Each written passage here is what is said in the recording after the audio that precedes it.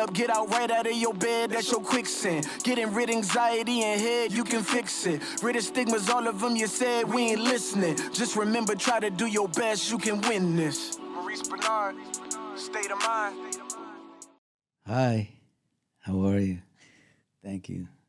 Appreciate it. Bye-bye now. This is State of Mind. This is Sunday, and of course, I'm going to say it again. If you like what you see, hit this red button because, you know, subscriptions are very important. And I do, look, you've done enough. I mean, getting 100 was just hard. But I want 200, and then I'll shut up until I try to get 1 million. All right, who do I got today? You know I go off the cuff with this stuff. So what I will say is this actress is very talented, just got her first Emmy. You know, she's the type of young actress. I say young, but because she's young. To me, she's young. I'm like 80 years old. When you give her something that she has to hit a home run, she hits a grand slam because she just goes all in, and she's helped by Laura Wright and, you know, other people. So, but you got to do that on soaps. If you don't do that, you're not going to be there that long. Mm-hmm. And she's been there quite a long time. So I'm going to introduce her right now. Her name is Eden McCoy. Is it on me now? Yes. Hi, everyone. Thank you for the lovely intro. I can't believe I've known you for 10 years. It's 10 years for me in October. 10 years. Wow, I thought even longer you'd been there. Really? Like 15 years. Yeah. 10 years. Well, maybe because, I mean, Chad was a long time. So you probably Let's have not, that. Can we not talk about Chad, please? All right, fine. Yeah. That's amazing, though. Yeah. I want to talk about, I mean, you were on before, but it was just kind of different. Joshua was there, and, you know, we couldn't really get deep, kind of, because it was weird. Not weird, but you know what I mean. Like when I was young? Yeah. Yeah. Well, I mean, I was young. 12 years old. What are you going to talk to a 12-year-old about? You were 12? I was 12. I remember so clearly you were the scariest person. So my first day, remember, was you and Carly's 17th millionth wedding, and you were in the chair, the wheelchair at the time. And it was my first day, and I was this big, and they had me playing the flute.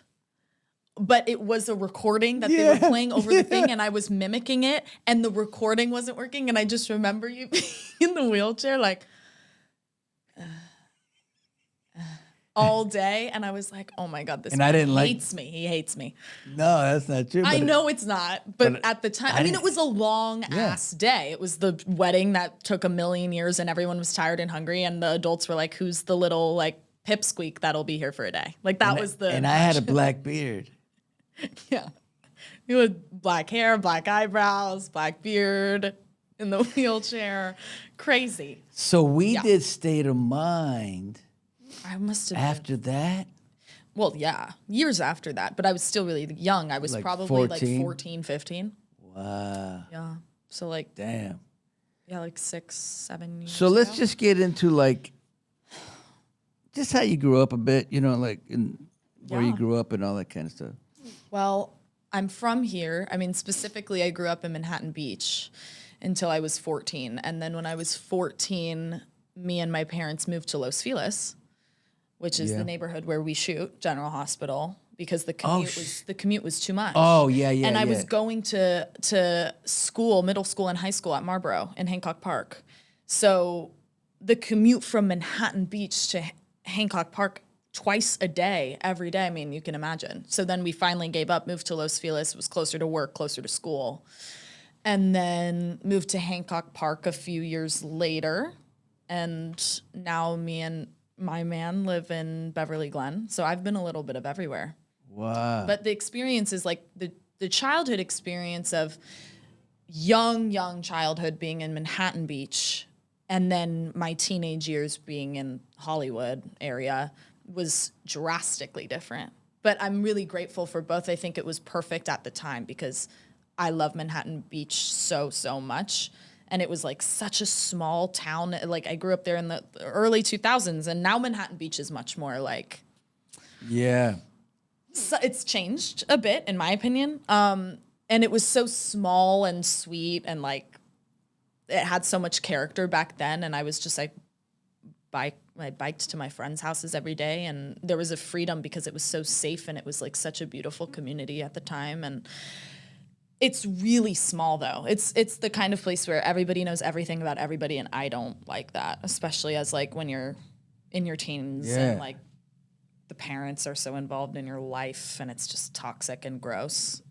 I mean, that followed me everywhere, but it was exciting moving to Hollywood, to such a new place that I would like going to Griffith Park to hike with my parents on Father's Day growing up in Manhattan Beach was the biggest deal ever. Park. Yeah. It was the biggest deal ever. We were like, we're on Mars. And it's funny now because that's my life. Like I've lived there now.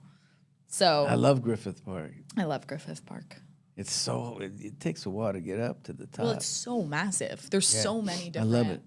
different areas of Griffith. But now Manhattan Beach, how's it changed? Well, I mean, I guess I'm just biased.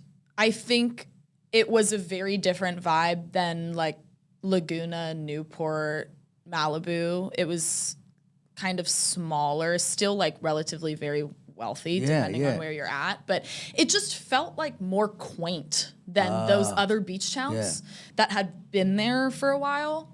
And now when I go, I'm just sad because now when I go, a lot of my like childhood places are gone. It's just a different, things have cleared out. It's hard, whatever.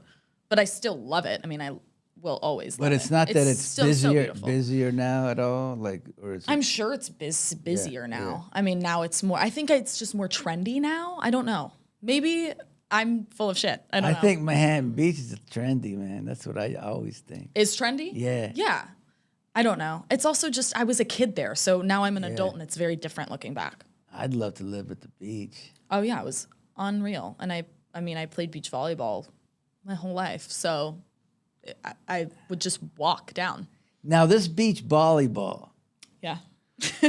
were you, because I did a little research, were you like pro kind of level? No. Could have been or you were just freaking good? I mean, I was really lucky. My class, like my age and the class that I was a part of when I was playing and when we were in high school and committed to the schools, and that was really special. That was a really special class. There was so much talent. Like there was just unbelievable talent in my age group.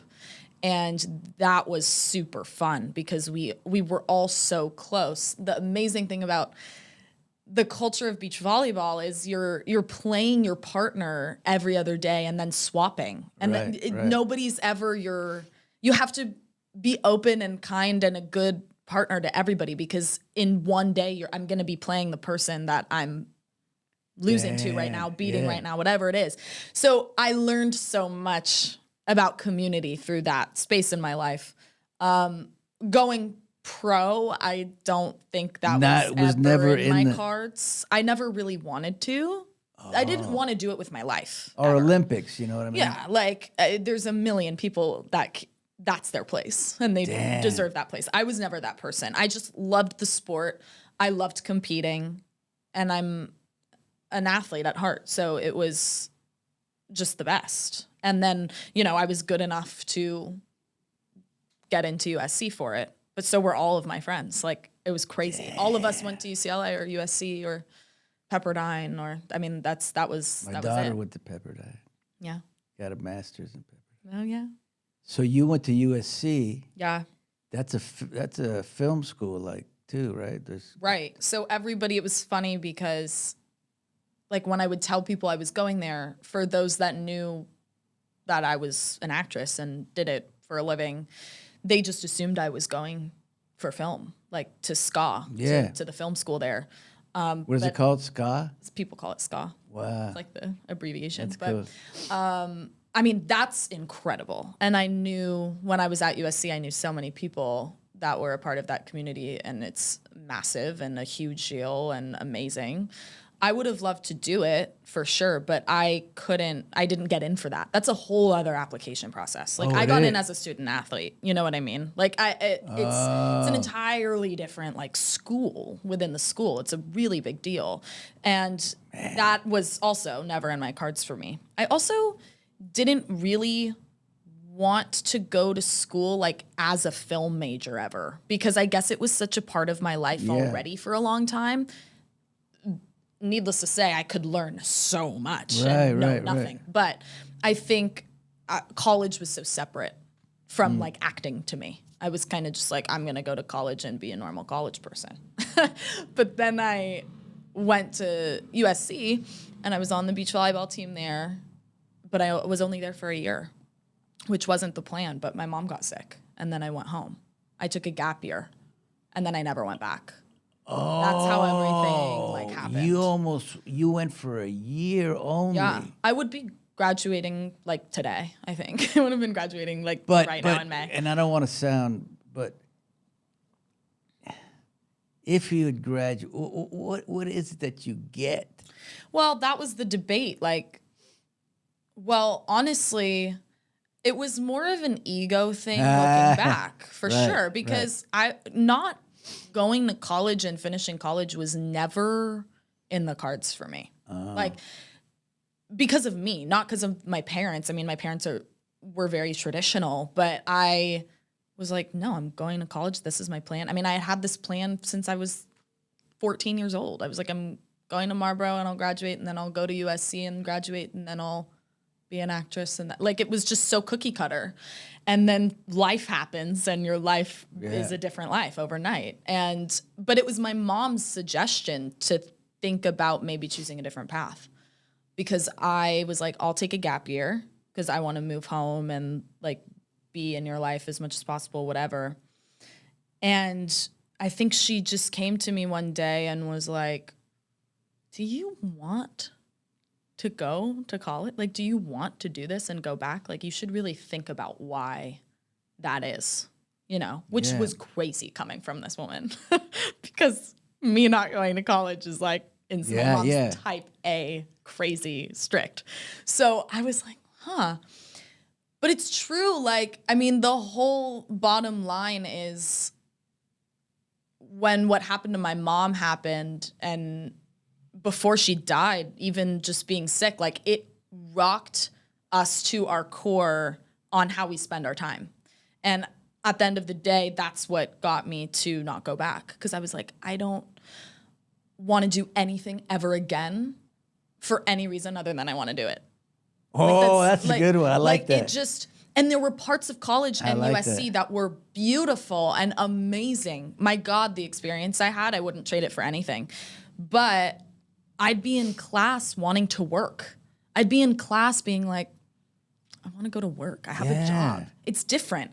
Like, college, if I didn't have a job, if I wasn't on General Hospital, I'd be in college for sure. But I was in a really privileged, unique position of already being employed in the field that I wanted to work at. And I had never just worked at General Hospital. I was in 7th grade, just started a new school the day I booked it. So my whole life was just extracurriculars to the max, and like having 3 different lives. Yeah. And just focusing on work and not knowing what that's like was more appealing than just being in class to say that I went to USC and graduated. I'm like, it's $1 gajillion anyway. That's what I'm fucking insane. But I mean, look, education is incredibly important. But I would rather choose my education in a way that is beneficial for exactly what I want to do. Like I would rather, like I took the college, like I took the college money and then I'm like, let me find the best acting teacher that I love to be my mentor, and I did. And that's my education. And I mean, I love to learn. I love school. I was a great student for that reason. But I don't know. There was something about USC it was such a commitment. It was so much money. It was so much time. And I was like, this doesn't fit anymore. But that, again, all started with my mom getting sick. I would have like just been on autopilot. And you see, I always say, and it goes to what you're saying. It's like, look, and I'm not bragging about this. This is just a fact. So I'm not gonna. But you know, I was horrible in high school. Horrible. Right. Like, copied every paper. Got in trouble for copying. Girls would let me copy, then wouldn't let me copy, and I'm like, "What are you doing? Mm-hmm. Yeah, I can't do it anymore." But here we are. I'm the most successful person from that school, right, without learning anything. right.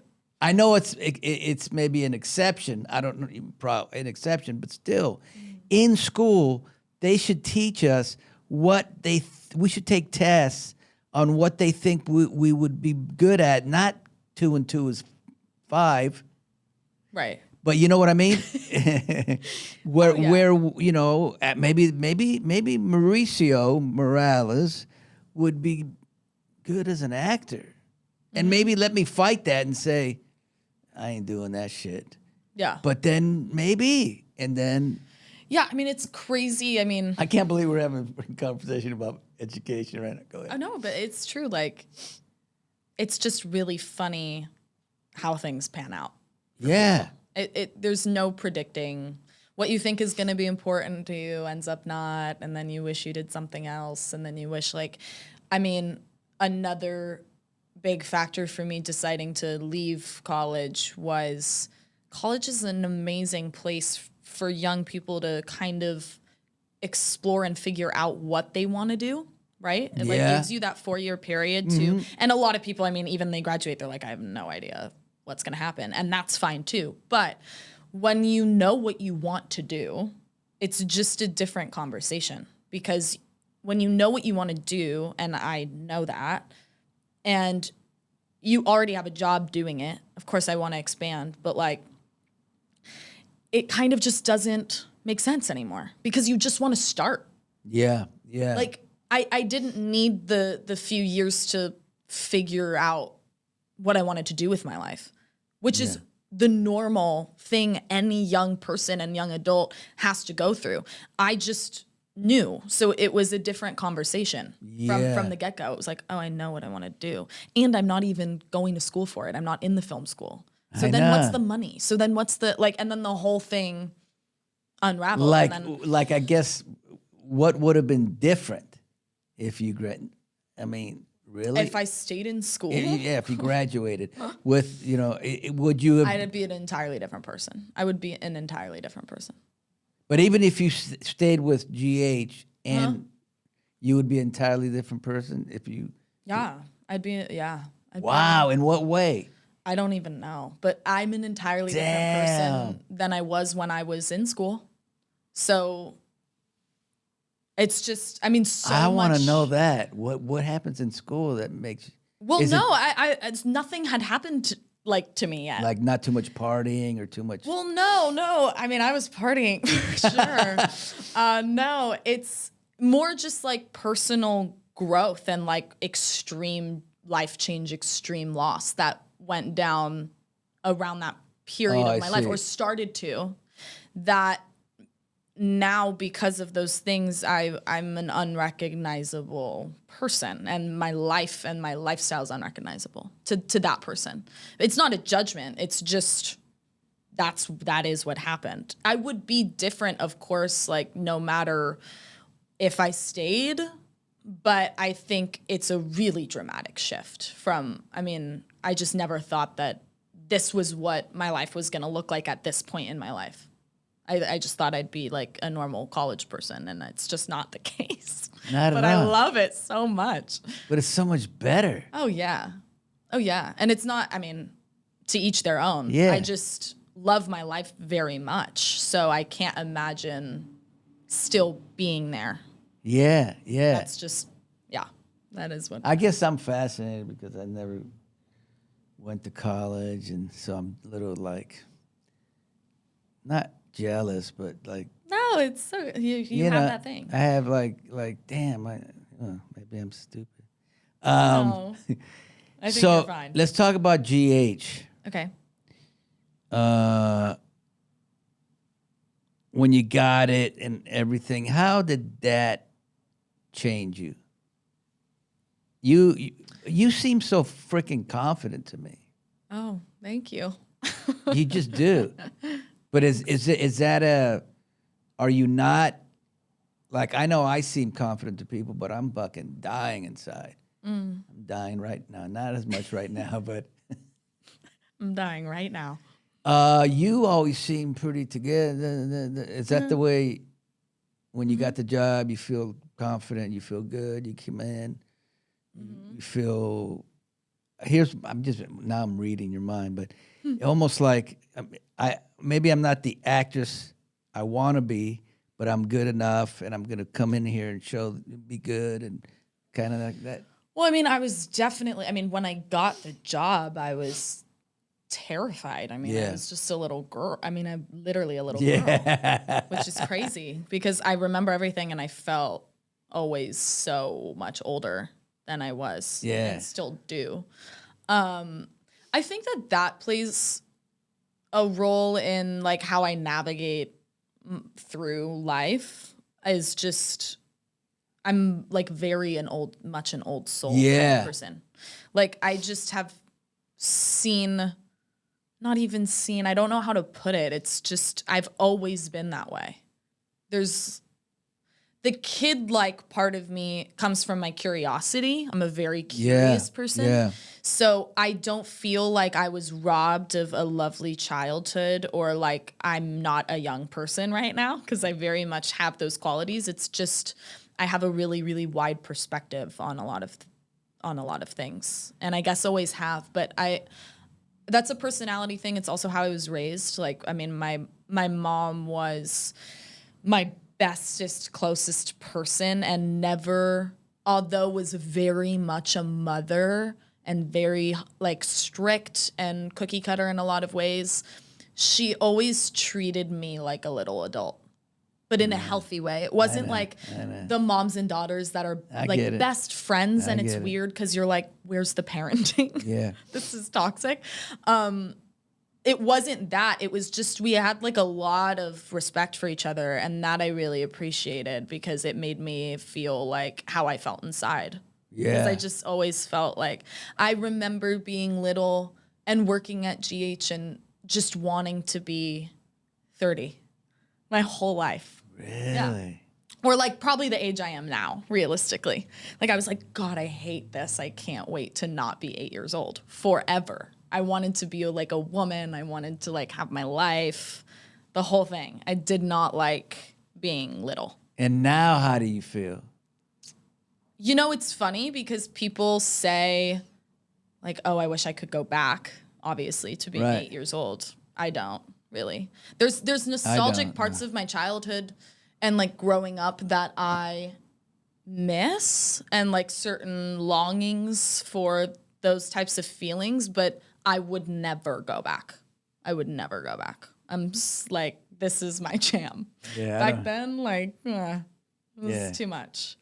So I'm appreciative that I feel that way. Like, I'm appreciative that I'm not, like, God, I hate it here and I want to go back. I wanted to being come 10. here and now I don't like it here. Yeah, no, it's great. But it was funny, like, when I think about growing up on the show, I struggled so much internally. I wanted to be treated like an adult so badly by everybody.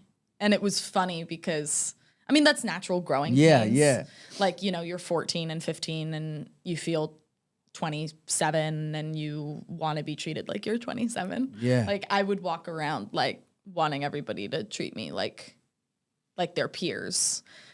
And Dom is like, dude, you're the weirdest fucking 14-year-old of all time. Because I just wanted to be like. And Laura was very to be treated. motherly. Oh, yeah. So she would be like. Yeah.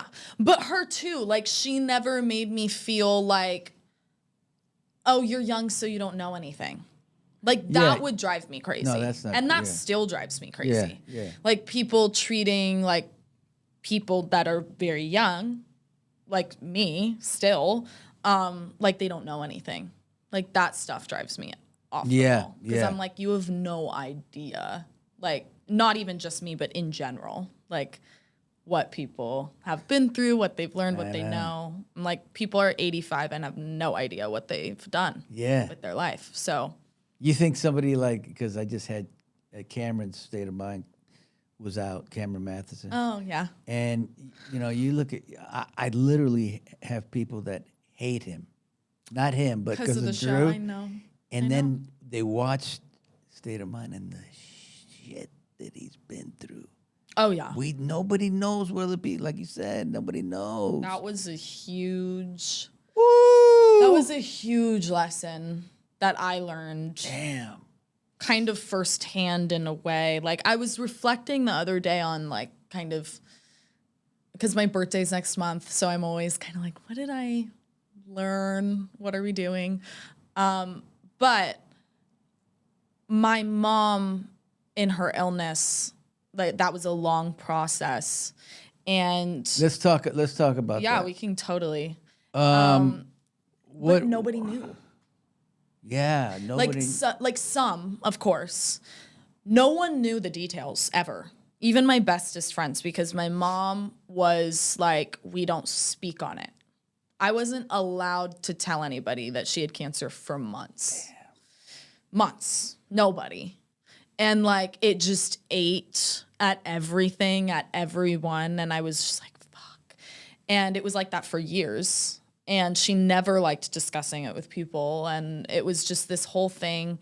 And it showed me, like, as the person that, like, had this big, like, horrendous thing that was constant for years, like, it just showed, it gave me a lot of empathy to always remember that, like, I was walking around with something like that, with weight like that, and no one knew. And you would have never known. Like, nobody would have ever known that I was dealing with something of that scale or whatever. And, like, people go through shit all the time. It's not, like, poor me, but it just, like, I remember being like, no one would ever know that this is happening. And I need to remember, because now I'm this person. But in life, like, I will be having a conversation with a friend of a friend, and in my head, I'm like, I wonder, like, what they're going through. Because it's true, and there's nothing to do about it. It's just an awareness to have, because it just grounds you and reminds you to just be, like, open and kind to people. But your mother was everything to you. Everything. My whole life. Okay, hold on. Yeah. It's just because I think about in my life. Yeah. How does that happen? How do you get through it? Well, it's funny. An old friend of mine reached out to me the other day because one of her parents just passed, and we are the same age.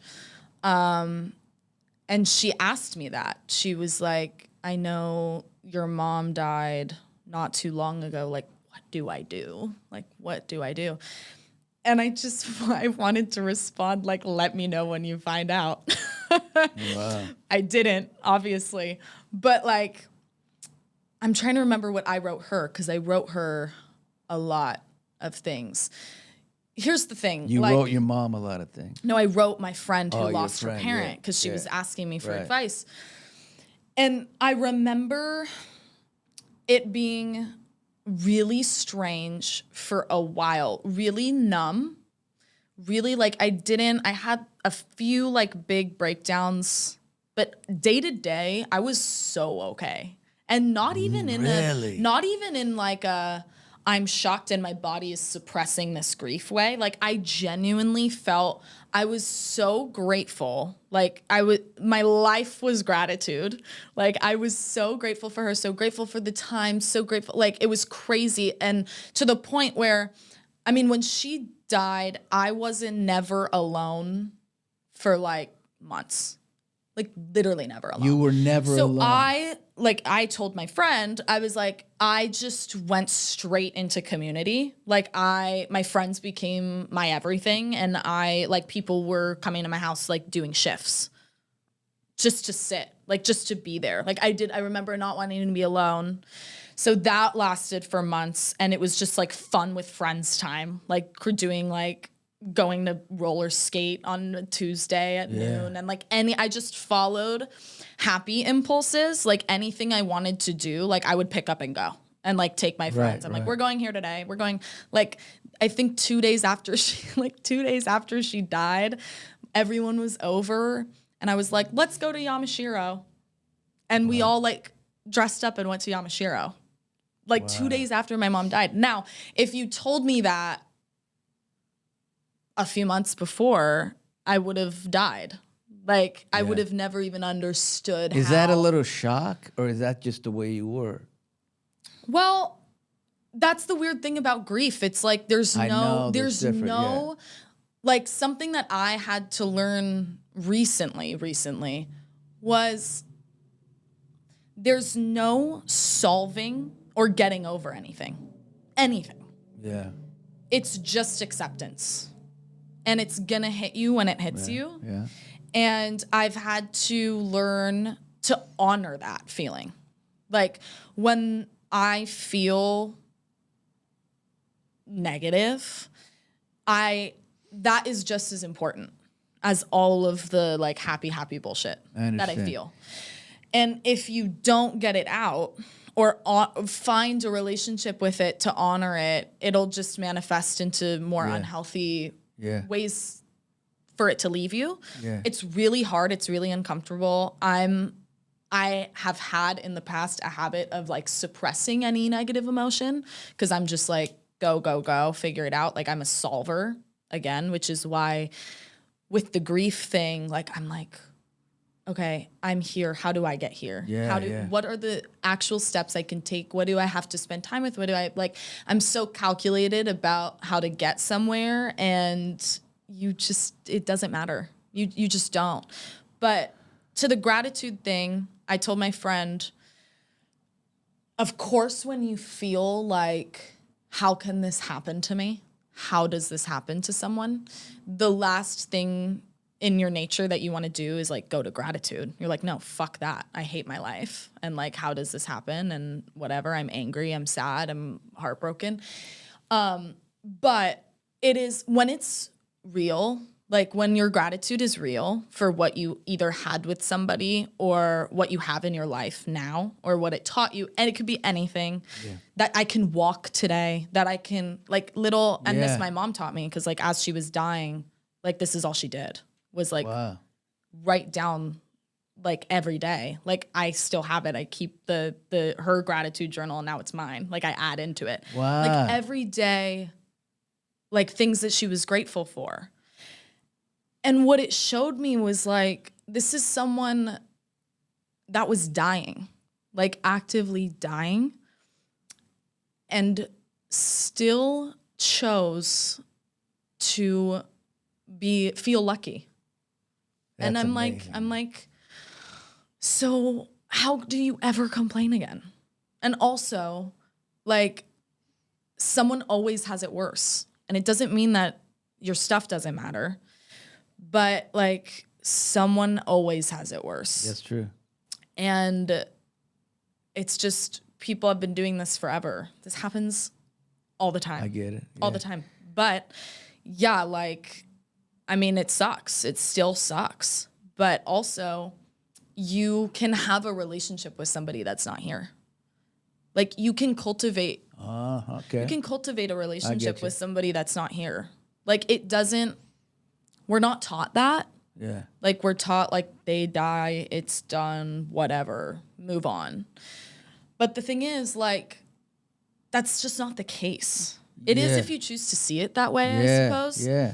But like I come from my mom. Like I am my mom. Like physically. Like Yeah. she made me. Yeah. Like she is a part of my body, like scientifically. Yeah. And that gives me a lot of comfort. And also I learn new things about her all the time. Because I'm a growing person. So, and I will continue to. Like when I have kids, my relationship towards my mom is going to be a completely different relationship. And she doesn't have to be here physically for that. I like that. You know? So it's like anything you put your focus into and your attention into will manifest into whatever you want that thing to look like. So Now, and I ask you this because of my own shit, but like in the mornings yeah. when you'd wake up, was that a motherfucker or is it just kind of Yeah. I mean, a lot of it I don't remember. like anxiety or Which is like funny. I think mostly just like, I'm sure a lot of shock for a while, a lot of distracting.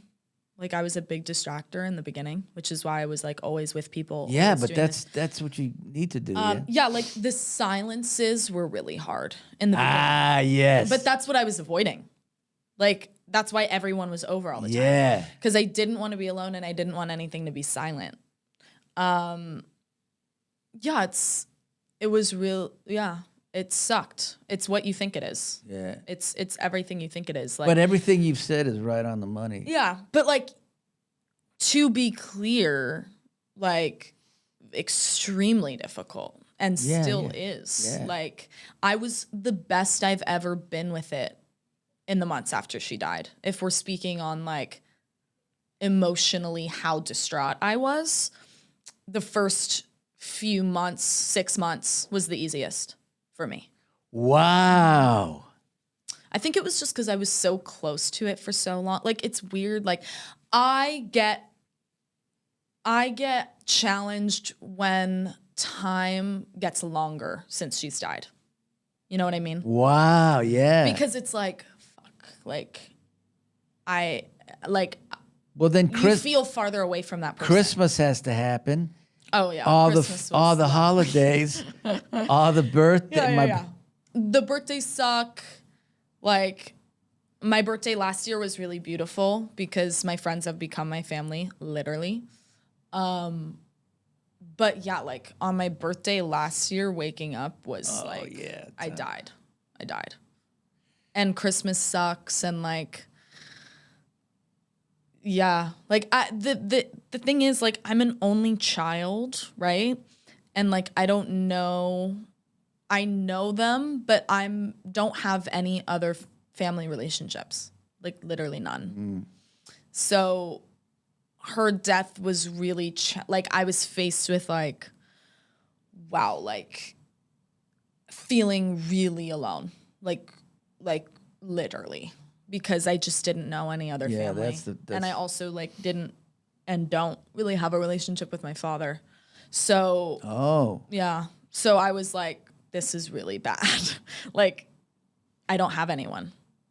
But I do. It just took some adjusting because we're just force-fed this like idea of what family is from a really young age. And like my entire life was me, my mom, and my dad. Like the three of us, like that was Christmas. Like we don't get together with other family. We don't I don't know any other family. So to lose that like unit was like devastating. So you don't have a relationship with your father and your mom's gone. So you basically, it's like Orphan era. you know what I mean? Yeah. But you can. I mean, it's yeah. I'm one to say this. It's like people ask, oh, if somebody did something bad, I said, I don't care if it's blood. It doesn't matter to me. Oh yeah. Wrong is wrong. right is right. Yeah. I'm that guy. Yeah. There's other people who aren't like that. A lot of people aren't Yeah, like that. for sure. Well, that's the hot take. Like again, we're taught you do anything for your family. Right. Forever. It doesn't matter how fucked up it gets. Right. It doesn't matter because that's a parent or that's a brother or sister. And I certainly don't operate that way. I also wasn't taught that. My mom was a very loud proponent for Families Chosen forever. She was great, man. Yeah, so it wasn't anything crazy to think about for me, but like to be the person that it's happening to be the person that you have to redefine what your unit looks like what your home life looks like, what everything looks like, and to lose the comfort of, well, your parents will always be there. Like the loss of that was really hard because I'm like, well, my mom was the only person that would see me through anything. So like, how do you live? Like anybody else can just leave, but your mom stays forever. And like losing that was like devastating. Yeah. But I've found other family and I've rebuilt my life and rebuilt everything. So it's different now. Yeah. But it exists. It's still hard. Yeah. Mother's Day's tomorrow. It's going to suck. Oh, shoot. I'm sorry. There's nothing to do. I know. I mean, I forgot Mother's Day tomorrow. That just is what it is. Let's get into, to end this, about relationships and what have you learned in relationships? About yourself. About myself in relationships.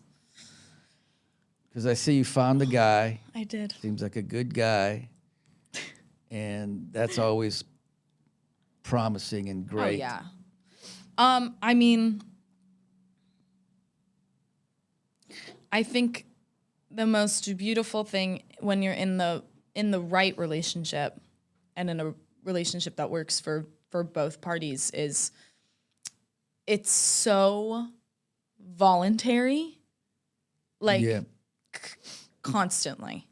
Nothing feels like a have to or like a chore or just routine or like my relationship is so organically like we're just so in love and it's so supportive and everything feels on purpose and thought out. Even though we have a home together and have built a life together and things are routine and we live together. I mean, that's like that's my person, that's my home. It still feels like a crush. Like in every sense of the word. It's still exciting. It's still, and like those things can fade. I mean, they haven't for me, but they can. But this is like a friend and this is family. It's different. Yeah. It's also like just what I've been through. Like when you find any relationship, like obviously my romantic relationship, but all my friends, like there's a bond now. Like they've been there for me in ways that you never forget. Yeah. I will never forget. Even if some of those friends come and go, like I will always remember that they were there. And therefore, when shit goes down, I will be there. Yeah. It's just, and I never experienced anything like that. I had never been through anything so life altering and traumatic. Like you don't know until it happens to you. You don't know what you're going to be like. You don't know how you're going to react. It's like, it's fascinating. But about myself, I've learned the type of friend I can be. I've learned to lean on people. I'm a really independent person when it comes to relationships and friendship. I never had to call somebody and like say, I need someone here. I've always been able to figure it out. Damn. Or I've always been the advice giver versus on the recipient end of things. And that was uncomfortable for me at first because I'm like, I don't want to I should be able to do this. I should be able to do this and figure this out. And no. And to learn to lean on people was really amazing. It taught me so much. And just, I'm the opposite. I'm leaning. oh, you're leaning. You're like, I need to learn how to I do need to anything. learn how to do the opposite. Yeah. It's just, and to trust. Yeah. Trust myself. You learn how to trust yourself. You learn to trust the people around you when it's right. And I feel more like myself than ever.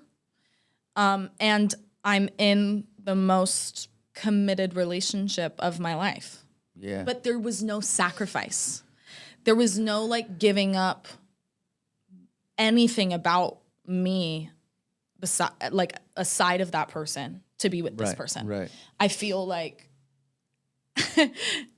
if I was single or in a relationship, there's no difference.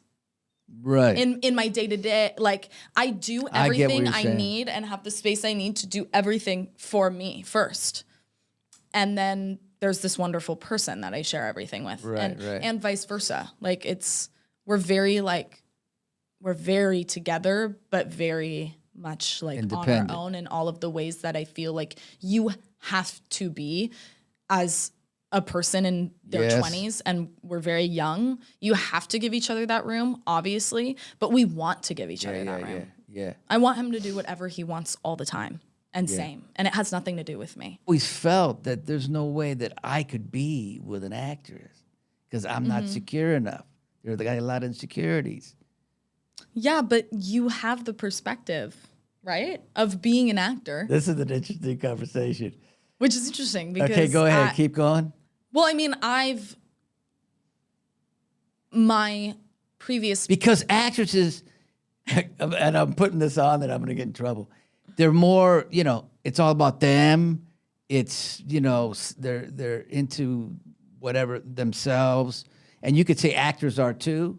Mm-hmm.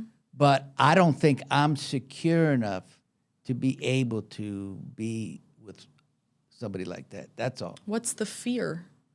That they're going to leave you for somebody Yeah, else? whatever it is. Yeah, but anybody could leave you for anybody else. Yeah, but it's a little harder. It's a little harder. because it's public and it's Yeah. like a public persona thing. Yeah. I mean, yeah, that's a personality thing. I mean, you sign up or you don't. I mean, think that's the case. Basically, and if yeah. you don't want to sign up, you don't sign up. I get But you. you can't get into it knowing that you have a lot of trouble with these things. Right. And expect the actress Right. person to change anything about what they're doing, in my opinion. All right. I think we've talked for like an hour. How long we talked for? 52 minutes. All right. Listen, I'm going to conclude this by saying this has been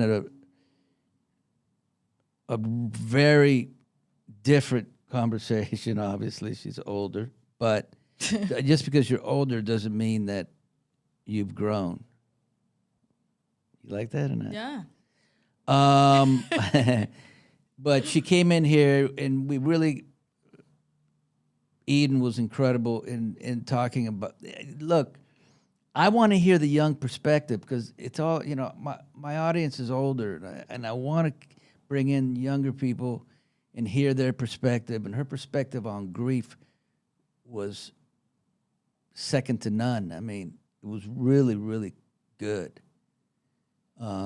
Relationships too. And I want to say, because it's the truth, I've seen a change in her. We don't talk much at work, but I don't need to talk to see a change because I've just seen a change, an energy that she has that's different, and it's good. Whatever that means. Thank you for coming. Thank you for having me. And it was great. It's fun. An hour is a long time, but it's worth it. It's been a while. Whatever. All right. State of mind. See you later. See you later.